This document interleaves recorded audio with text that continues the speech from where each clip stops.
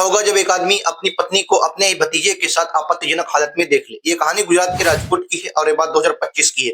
लालजी और त्रिशा की शादी 20 साल पहले हुई थी। उनका एक 18 साल का बेटा भी था। लेकिन पिछले कुछ समय से लालजी और त्रिशा के बीच खटास बढ़ती जा रही थी, क्योंकि लालजी जो था वो अक्सर काम के चलते बाहर रहता था। इसी बीच उन दोनों के रिश्ते में विशाल नाम के शख्स की एंट्री होती है। विशाल कोई और नहीं, लालजी का भतीजा था। विशाल और त्रिशा में धीरे धीरे नजदीकियां बढ़ने लगती हैं और फिर दोनों में प्यार हो जाता है। जब भी लालजी काम के चलते घर से बाहर होता, विशाल और त्रिशा एक दूसरे के साथ समय बिताया करते थे। एक दिन लालजी काम से घर जल्दी वापस आ जाता है। त्रिशा को बिल्कुल अंदाजा नहीं था कि लालजी इतनी जल्दी काम खत्म करके घर वापस आ जाएगा। लालजी जैसे ही कमरे का दरवाजा खुलता है, त्रिशा और विशाल को आपत्तिजनक हालत में देखकर वो दंग रह जाता है। ये सब होने के बाद उन दोनों का आपस में रहना मुश्किल हो रहा था, इसीलिए त्रिशा अपना घर छोड़कर अपने एक दोस्त पूजा के घर रहने चली जाती है। लालजी इन सबको भुलाकर एक नई जिंदगी फिर से शुरुआत करना चाहता था, लेकिन त्रिशा इसके लिए राजी नहीं थी। लालजी उसे मनाने के लिए कई बार पूजा के घर जाता है, जिसके चलते पूजा और विशाल त्रिशा को भड़काते हैं और त्रिशा लालजी के खिलाफ FIR दर्ज करती है, जिसके बाद पुलिस ने उसे गिरफ्तार किया, लेकिन सुलहनामा के आधार पर दोनों को छोड़ दिया। विशाल और पूजा लगातार त्रिशा को लालजी के खिलाफ भड़काया करते थे। गुस्से में आकर लालजी ने ये योजना बनाई। लालजी ने त्रिशा को गोली मारकर उसकी जान लेने की कोशिश की और उसके बाद खुद